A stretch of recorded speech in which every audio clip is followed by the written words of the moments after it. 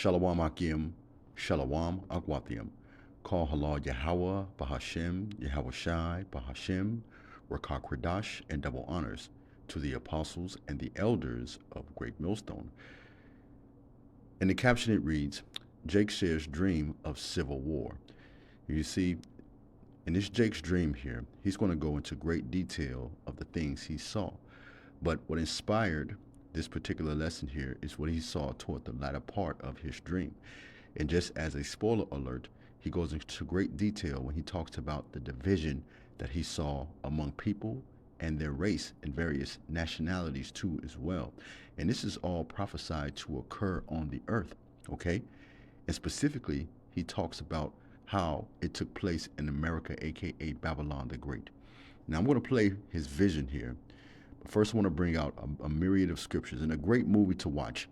If you want to watch a movie on division and civil war, it's the movie Bushwick. All right. This is a movie that I've revisited and will continue to revisit from time to time because, this is what's coming to the earth. All right. Okay. Now, let me go to the book of 2nd Ezra, chapter 15, verse 14 through 17. And it reads this.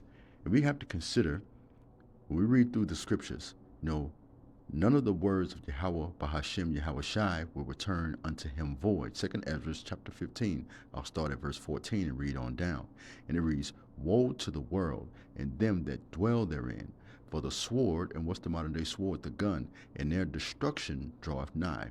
And one people, here's the point, shall stand up to fight against another, with swords in their hands, and there shall be sedition among men, and invading one another, and they shall not regard their kings nor princes, and the courses of their action shall stand in their power. Let's come from here, because the scripture tells us, let everything be established on 2 or 3 witnesses. This is the book of Isaiah, chapter 19, and verse 2. Listen to what the Lord is going to do here. It reads, I will stir up the Egyptian against Egyptian. And the Egyptian against Egyptian, that's referring to you Americans, because America is spiritually Egypt, right? And the citizens are likened unto spiritual Egyptians, all right? And Donald Trump is the modern day Pharaoh. Now read it again. I will stir up Egyptian against Egyptian, and brother will fight against brother, neighbor against neighbor, and city against city, and kingdom against kingdom. Let me get one more precept there, all right? It's even doing Yahweh Shai's ministry in Mark chapter 13, verse 2.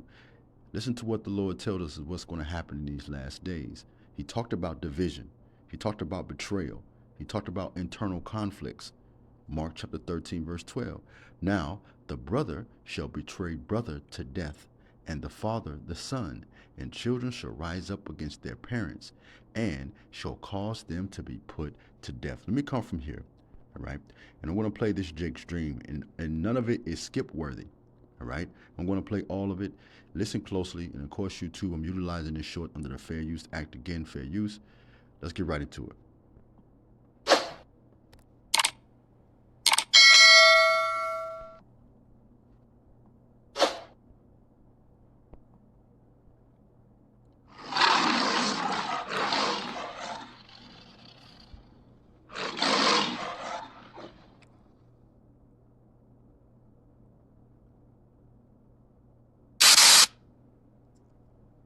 About a couple of months ago,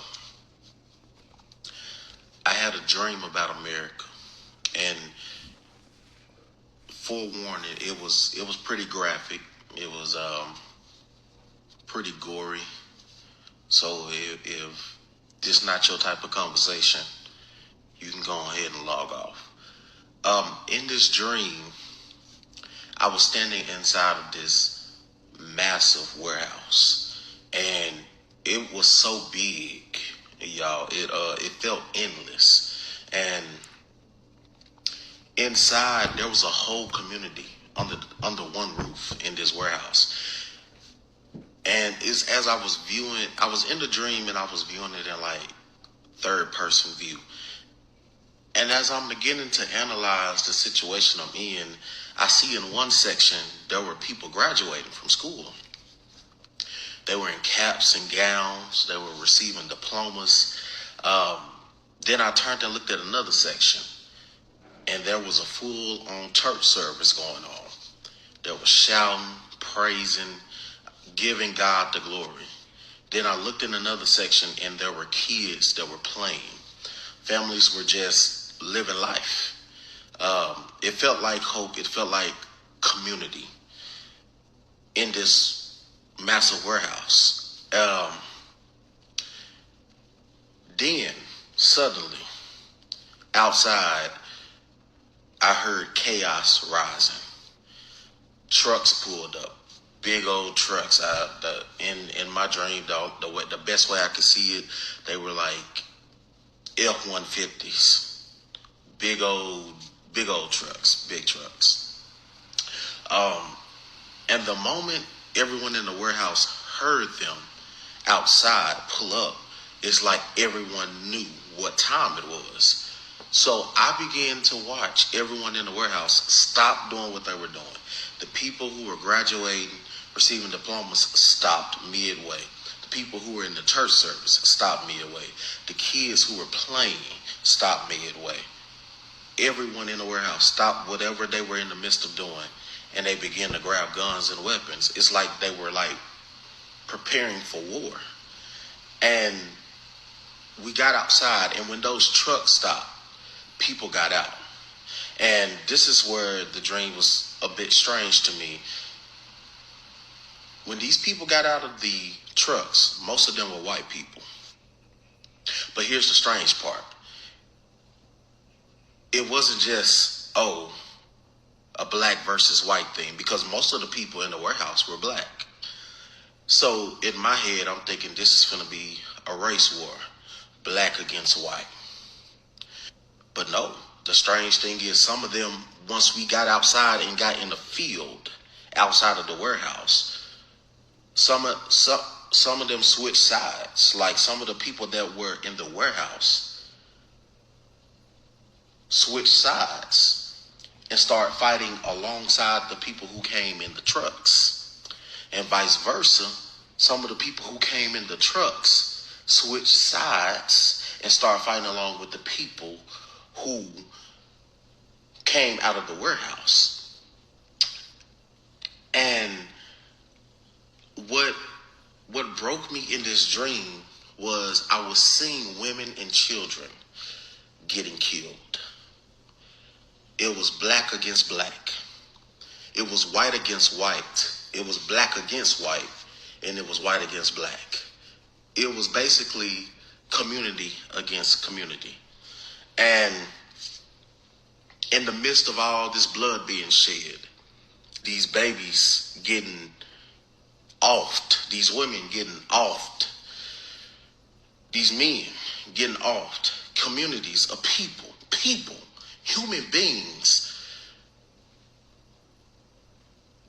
I looked up, and in the midst of while I was looking up, we was, mind you, we was in a field, and it was full of sheds, and the women and the children were trying to hide in these sheds for safety. I saw people literally go to the sheds, open the sheds door, and yeah, awful. It was horrible. It was a very graphic dream, and it disturbed me really bad. And within the midst of being in this field full of sheds, there was this one big shed that was bigger than all the other ones, and it stood out. And hanging on it was a giant American flag. And then that's when I woke up from the dream. And I couldn't help but wonder, was this just a dream that I was just having, or was this a warning? Because one of the key things I recognized out of the dream is that it wasn't just a black versus white. It was Americans versus Americans. People who are supposed to be a part of one community. But yet we were fighting each other. We were killing each other. We were doing horrible, awful things to one another. And blood was being shed. And I looked up and I saw the American flag. I don't believe that I had that dream by accident. I believe that was symbolic to what we may see going on here in this country.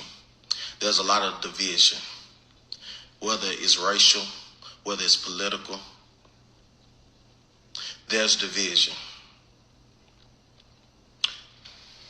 And if I could leave y'all with anything, is that don't fall for the okie doke.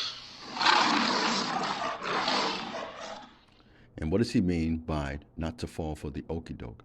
To put it plainly, to put it simple, he means not to fuck around, not to squander, not to waste time, not to disbelieve that these prophecies are going to come upon the whole earth. All right? Okay? To repent, to return back to our power now while he may be found. Remember, the scriptures tell us, just roughly paraphrasing, for the vision is yet for an appointed time, and in the end it shall speak and not lie.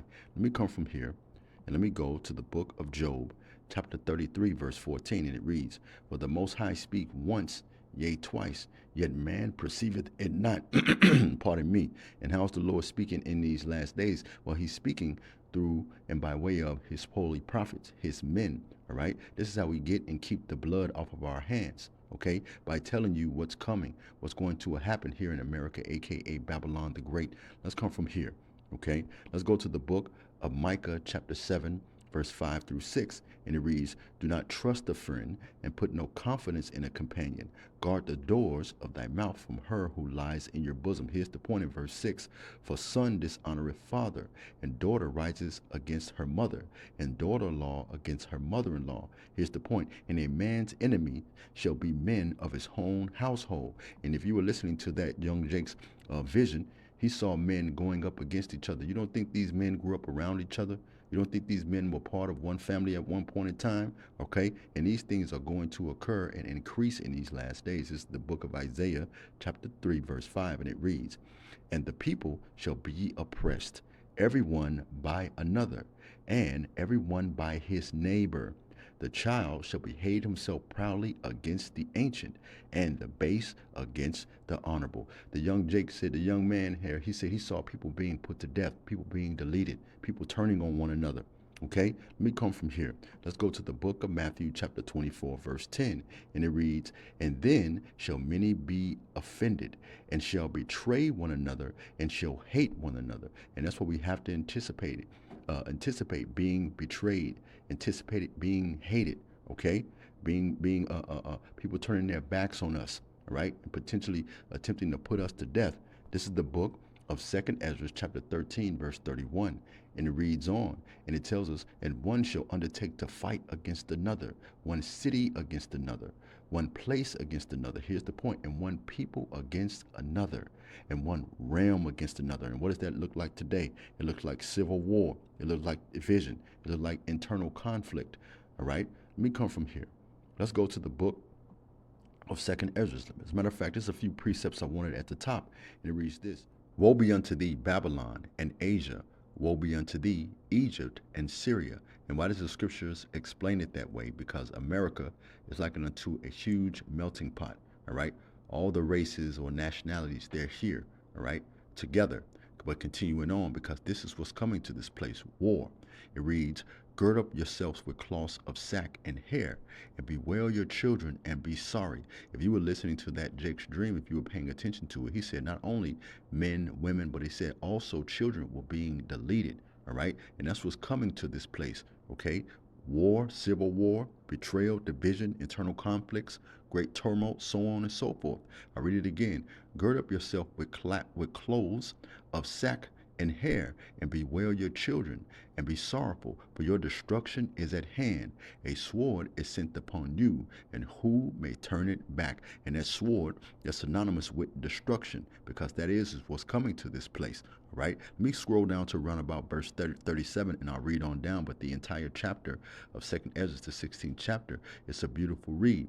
But continuing on with verse 37, and it reads, Behold, the plague draweth nigh, and are not slack, as when a woman with child in her 9th month bringeth forth her son, with 2 or 3 hours of her birth great pains compass about her womb, which pains when the child cometh forth, they slack not a moment. And that's how these prophecies are going to pop off. They're not going to slack not a moment. One is going to happen after another, after another, after another, but continuing on.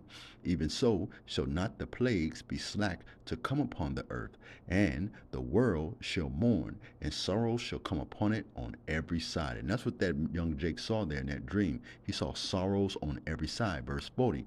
O my people, who are the Lord's people? You so-called blacks, Native Americans, and Hispanics. Right now, the hope for the elect. We are the Lord's people. O my people, hear my word, and make you ready to thy battle. Not to necessarily physically battle, but the spiritual battle that's ahead. All right, we're going to need the Lord to be with us in these last days. All right.